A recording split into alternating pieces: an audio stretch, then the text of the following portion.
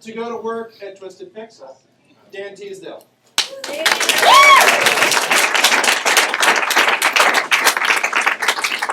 I'm one of those people that needs to write down what they're going to say, otherwise I'll be here for like 40 minutes. So hi, and thanks for coming out.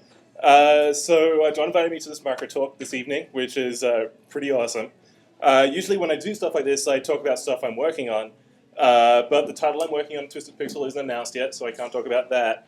And I can't talk about Rock Band 3 without going through Viacom and MTV and about 8 different lawyers. So I want to talk about something else that's been on my mind for a little bit. And that's why games are still awesome. And also, why we aren't all going to die. So, a bit of backstory. My 30-second life story is pretty simple. Like most people, I got my start making some pretty embarrassing games to get my foot in the door. Yes, I worked on an Army Men game. Working on those games gave me the chance to work on some games that are actually pretty cool and I'm pretty proud of. And then working on those games got me my shot at moving to the US and working on the Rock Band series. So I was thinking about what I wanted to do after Rock Band 3, and I realized I wanted to try something new and kind of different. So I built a checklist of what I needed in a dream job. So making innovative games, that was a no-brainer. But I also wanted to be hands-on again instead of in a 300-person team. I wanted all the people I was working with to be superstars and to trust them. And I guess it kind of had to be in like a decent city, maybe, I don't know. So that gave me a pretty good short list, but Twisted Pixel really stood out as nailing all of those things and more. So I handed in my resignation at Harmonix, finished up Rock Band 3, and then posted a quick thing up on my blog saying I was leaving and moving to Austin. So nearly everyone who replied was massively supportive, which was a huge confidence boost and good reassurance that I'd made the right decision. But as usual, there was one guy that was a total jerk. I'm not going to name him, but he's a really well-known recruiter who contacted me while I was looking to move on. After telling him that I was going to work at Twisted Pixel, he wrote this big... me. He wrote this big concerned letter and had some really amazing quotes in it. You're moving to a small company that has games that don't look like they'd even score a 40 on Metacritic, which, besides being a dumb way to look at games, also shows he doesn't know how to look at Metacritic. So there's a whole bunch of quotes like that, basically saying that big budget retail is the only path. But the quote that really pissed me off was this. He said, "By me moving to Austin, I will no longer be considered AAA talent." So the response I wanted to send him probably isn't safe to describe, but you get the idea. So I just ignored him. I went on with my life. But then Michael Pachter posted this huge rant a few weeks later. And for those of you who didn't see it, his basic argument is that game sales were down in July by like 9% or something. And it's a trend, and it means the games industry is tanking, and we're all going to lose our jobs and die. The kicker on this piece was a section about how he thinks it can be solved, which basically boiled down to Activision needs to monetize Call of Duty to survive. And that was it was that line that bugged me specifically in the same place as that recruiter's email for a couple of reasons. Firstly, it's because Activision has actually done a pretty good job of monetizing Call of Duty.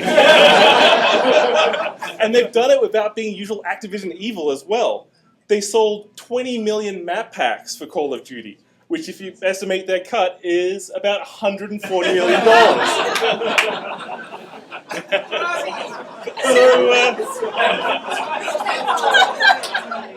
So think about that for a second, especially in relation to how much it probably costs to make Call of Duty in the first place. So I don't think anyone can argue that $140 million isn't successfully monetizing multiplayer, but it's the other way to take that quote that really bugged me. And that's basically this attitude that $140 million didn't count because they were downloads and they weren't real releases. And it was a doubly sore point for me, even before I left Harmonix, because the people were always claiming that Rock Band was losing money and that music games were dying, but they'd never taken into account our DLC sales. We've sold over 71 million songs online, which is ridiculous amounts of money, enough to fund Rock Band 2, Rock Band 3, and then some.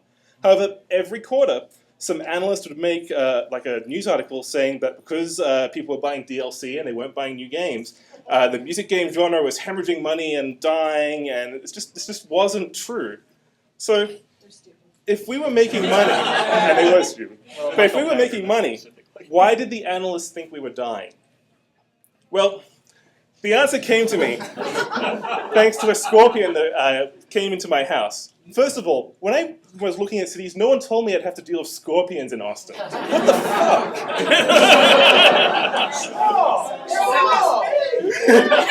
How else do we get down? Anyway, so I saw this scorpion crawling across my living room floor, and I grabbed the biggest book I could find, which turned out to be Jurassic Park. And I squashed it.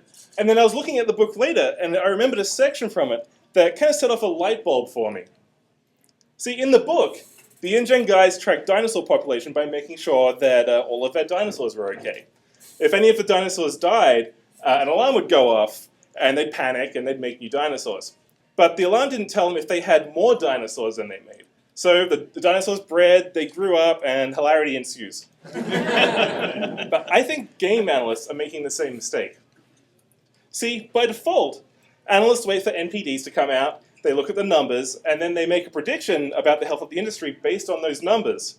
They'll say stuff like, oh, July 2010 had 9% less sales than 2009, so we've got to man the lifeboats. But that's because they're only looking at the NPD reports for consoles and PCs. If they look at everything that's being sold on consoles and PCs, they'll find that sales just aren't being accounted for. Limbo's a great example. It's an Xbox Live Arcade title that outsold all but one retail game on the platform for the same time period. Trials HD DLC is another great example. It's downloadable content for a downloadable game, yet it sold more than nearly any other retail title in July. And there's even hybrid examples. StarCraft 2 did 720,000 at retail, but it had 1.5 million activations on Blizzard's end in 2 days. So why did this all bug me?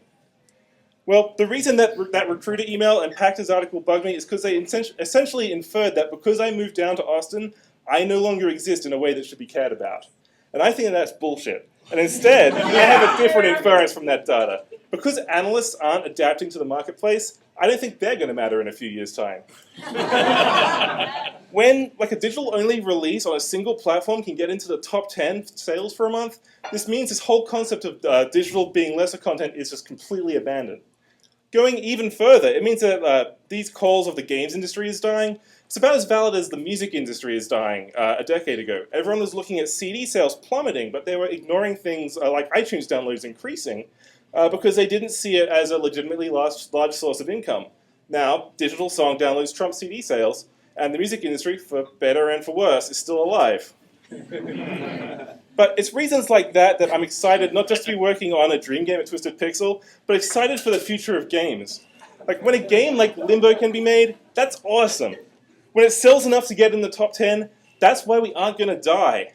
When the future means I don't have to bend over backwards to design games for retailers, that's awesome. When developers determine who sees their games based on the merits instead of their pre-order bonuses, that's why we're not going to die. Games are awesome. And because of that, we will not go quietly into that good night. We're going to live on! We're going to survive!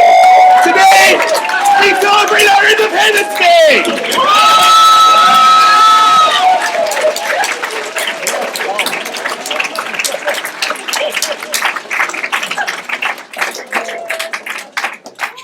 And if you disagree, you can talk to me on Twitter or something.